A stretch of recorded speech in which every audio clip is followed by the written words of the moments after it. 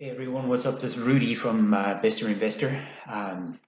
Looking at trying to find us some undervalued stocks, and relatively speaking, there are a couple of sectors that are really taking pressure still. Not only after the coronavirus crash, but also after the oil price crash. So today's winner chicken dinner is Total. It's a French company. Mega energy stock. Thought I'll take a little dive on this one, and we can splash around a little and see what's going on with this one. So it's actually a favorite, it's a personal favorite, but anyway, let's take a look and see what's happening with Total. As usual, this is my disclaimer. This is not investment advice. I'm doing this for your entertainment. I'm doing it for your information. I'm doing it for whatever, but I'm not doing it for your portfolio. So take a look and listen, and if you're interested in what I'm doing, you can always make some comments in the comment section below, and let me know what you're thinking. But don't take this as investment advice, because you're probably just going to lose all your money. All right, what's going on? Total. According to the company's website, so this is directly from Total in Paris.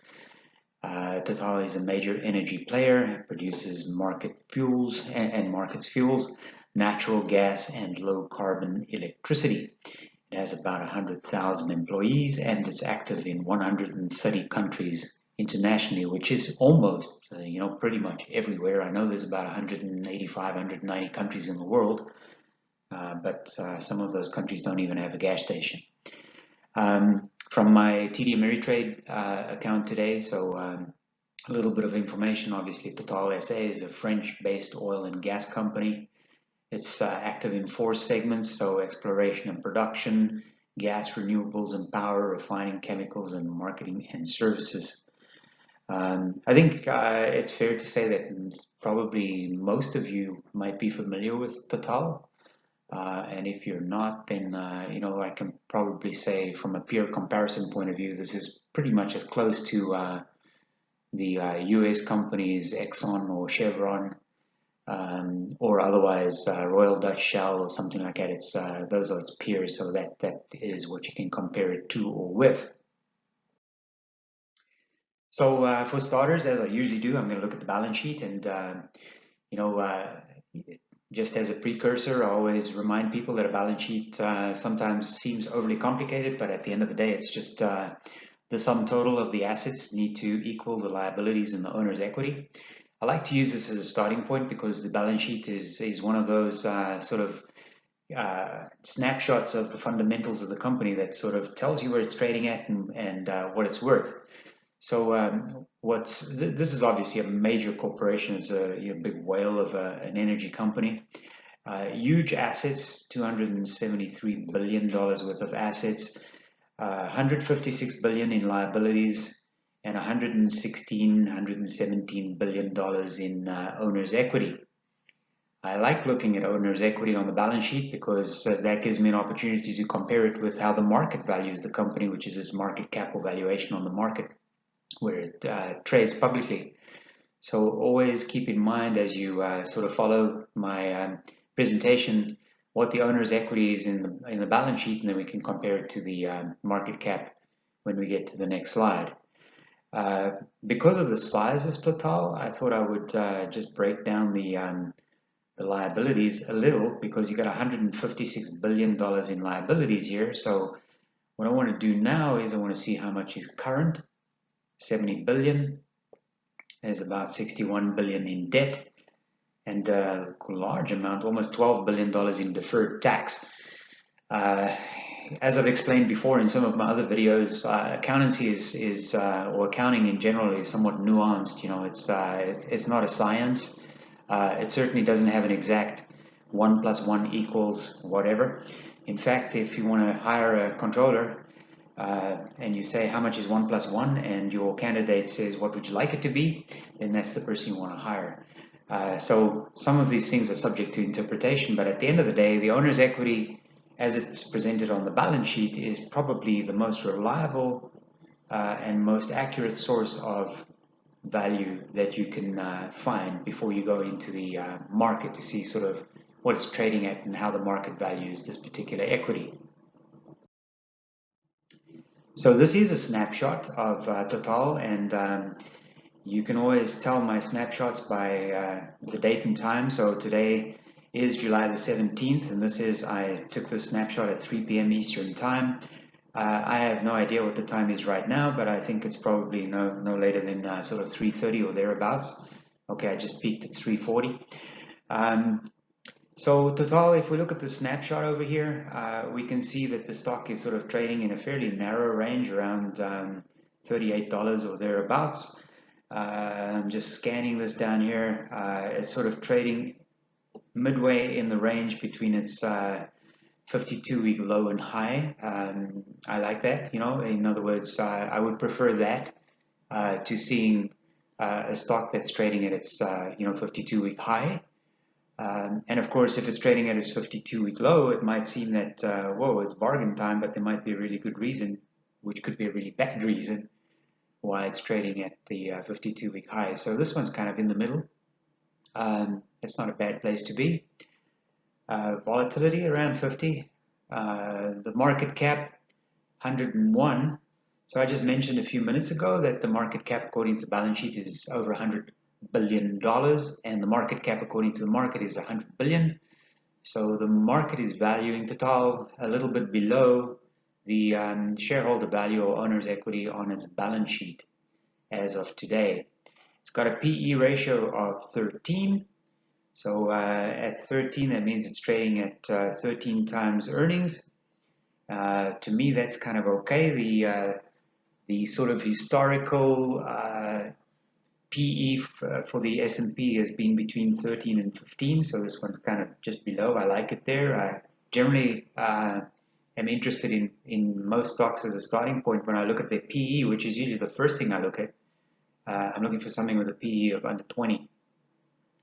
Not because that's a rule, but that's because it matches my personal investment criteria. I particularly like the fact that this stock right now, Total, is paying a dividend yield of $2.97, and based on its current stock price, that's yielding 7.6%. That's quite neat. Beta measures the volatility of the stock compared to the market index like the S&P 500. In this case, if it's below 1, that means the stock is less volatile than the market. Not widely held by institutional investors at only 6%, and definitely not a lot of shorts at this moment in time at 0.11% of the float is short. I wouldn't short this stock here. You've got to be crazy. I think this stock is much more likely to go higher than what it is to go lower. So if you're short on this, maybe you know something I can't see, or otherwise you're just very brave. For me, just at a glance, this stock looks like it's a stock that's on the up. Dividend yield, so we talked about that a minute ago. So this text up here at the top is really tiny, so I'm just going to read it for you. Let's see what it says. It pays an annual dividend of $2.97 at its current yield. At its current price, it's yielding 7.6%. It's in line with the oil and gas consumable industry.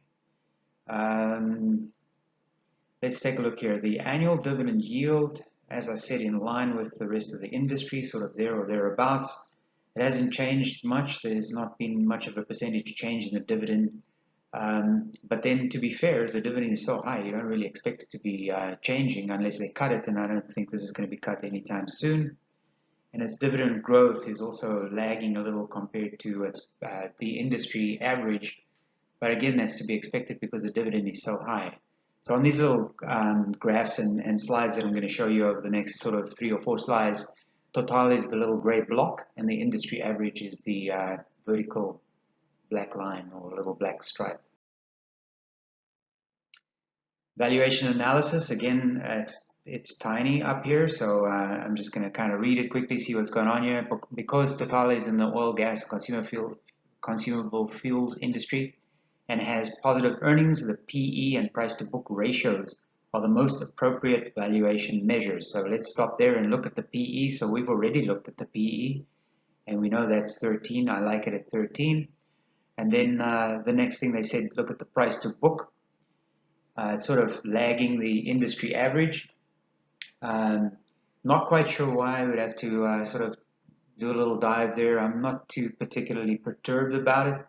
The other thing that you can look at here, just in case you don't know what the acronyms mean, if you look at the PE, so the price earnings, TTM means trailing 12 months, and GAAP is general accounting practices, and then MRQ is most recent quarter. So the PE is that they're showing you here is the PE for the trailing 12 months at 13, and the price to book just below 1, so 0.89, hidden away tucked there next to my little snapshot of myself, just below 1 for the most recent quarter. How about profitability? So again, up at the top here, TOTAL is one of the most profitable companies in the oil and gas consumable fuels industry. Its operating and net margins are above the industry medians. This is an interesting snapshot here. TOTAL is actually lagging the industry average slightly on gross profit, but then look at the operating profit margin and the net profit margin. This is an energy stock that's a juggernaut. This is really, really great, profitable company, good stuff. And this may be the last one or the second last one. Let's just take a look here. So the growth rate analysis, again, we're looking at trailing 12 months. So for the trailing 12 months, earnings at TOTAL declined at a greater rate than revenues. Additionally, the average company in the oil, gas, and consumable fuels industry also saw falling earnings, albeit at a slower rate than TOTAL. So at the top here, its earnings per share growth for the most recent quarter, it's outperforming. Its earnings per share growth for the trailing 12 months, so MRQ, most recent quarter, trailing 12 months, it's outperforming the industry, but on revenue growth and on for the most recent quarter and for the trailing 12 months, it's actually lagging the industry. But overall, not too bad. And there are always reasons why a particular stock would be under or overperforming at any given time. It also depends what type of energy segment the company is engaged in. Is it refineries, or is it heavy fuel? Is it liquid petroleum, pipelines, etc.? Many different variables come into play when you have a massive corporation like this. Effectiveness analysis. So on this one, again, just looking at the top over here where you can probably read it because it's too small. It says TOTAL is doing a fair job in comparison to its peers with return on assets, return on equity, and revenues per employee. Despite the low, okay, so the return on equity, trailing 12 months, return on assets, return on investment for the trailing 12 months, it's all outperforming its industry peers, and the only place it's lagging is on a revenue per employee basis. So you can make of that whatever you want. What I know about the French large cap equities is that in France, almost every single employee is a union employee. So I'm not on a unions busting assignment here, but I can almost say without reservation that the more unionized the organization is, as a general rule, the lower the revenue per employee is. So productivity and unions in that regard go somewhat hand in hand. And if you beg to differ, then feel free to do so in the comment section below. This is the last one, I think, on these little snapshots. So the Total Financial Strength Index. So what we're looking at here is a debt to capital ratio, 37% in line with oil, gas, and consumable fuels industry, despite an increase in debt over the last year. If we look at the debt to capital ratio, most recent quarter, it's sort of in line. The change in debt to total capital quarter over quarter, also in line. The quick ratio is a good one to look at. Anytime you see a quick ratio, most recent quarter, that means it has enough liquidity in order to settle its liabilities if it were required to do so. In fact, if I go back up here to the top just for a second, there's a reference here to the balance sheet on the second line. It says the company balance sheet shows that the liquid assets are plentiful enough to service current liabilities in the event that operating earnings were unable to. This is a powerhouse. This is a strong company, Total. All right. Before we wrap it up, just a couple of quick news items. This is interesting for a variety of reasons for me. The first thing is they signed, this is as of today, Total signed a $14.9 billion senior debt financing deal for its Mozambique liquefied natural gas project. For those of you who have been following my news on Occidental Petroleum, Oxy, you will know that there's a link to Total's acquisition of this Mozambique liquefied natural gas project and Oxy's acquisition of Anadarko. In fact, this is one of the assets that Oxy wanted to unload in order to relieve their debt burden slightly. So Total has picked it up, and it says here in this little sub-bullet, the project, which is Mozambique's first onshore liquefied natural gas project, will include development of 2 offshore natural gas fields and the construction of a liquefaction plant with 2 production lines. Then there's this interesting note over here, which I just picked up on today. The shareholders meeting held on May the 29th, so just over a month ago, offered the option to shareholders to receive the final 2019 dividend of 68 cents per share in cash or in new shares of the company. So what does that mean? Well, that price is equal to 90% of the average opening prices of the shares on Euronext for the 20 days preceding the shareholders meeting. So this is a good deal. You're actually getting the shares somewhat at a discount. So as a person who subscribes to FIRE, which is FIRE, financially independent, retirement early, I like high dividend paying stocks like this particular one. I like undervalued stocks. Total looks like it might fit that description. Anytime I can get shares, especially at a discounted price, I'll take it. In fact, 100% of all the dividends that I receive from the companies that I'm invested in are enrolled in a DRIP. A DRIP is a DRIP. It's a dividend reinvestment program. And what I do as a general rule is I always take the stock. So whenever a company pays me dividends, I buy the stock. It gives me an opportunity to not only add to my position, but it also gives me an opportunity to adjust my cost basis. Depending on when the dividend is paid out, if the stock is trading at a price lower than my cost basis, obviously it adjusts, albeit even slightly, it adjusts the cost basis down a little. And if the stock is trading higher, I'm averaging out slightly higher, but it's okay. I'm just adding stock because it helps me to add to the compounding, and that helps me to grow my asset basis. So I'm going to wrap this up here. That's my story about Total. As usual, you can connect with me. You can find me on LinkedIn. If you want, you can follow me on Twitter or Parler. I'm at RudyBest. You are welcome to email me, rudy@memorytrees.co. Memory Trees is our family's charitable foundation, and also affiliated with MTC Equity Partners, which is our Opportunity Zone fund that seeks to invest in distressed assets in designated opportunity zones in the United States. But if you want to connect with me, that's the easy way to connect and get a hold of me. What I'd really like to ask you to do, if you wouldn't mind, is to give me a thumbs up if you like this video. I mean, after all, giving me a thumbs up costs nothing, right? And if you're interested in the information that I'm sharing and you like what I'm doing, then please subscribe so that we can build up a great community of like-minded people who are interested in the longer term to create generational wealth. So this is Rudy for BesterInvestor, signing off until next time. Take care and see you next time.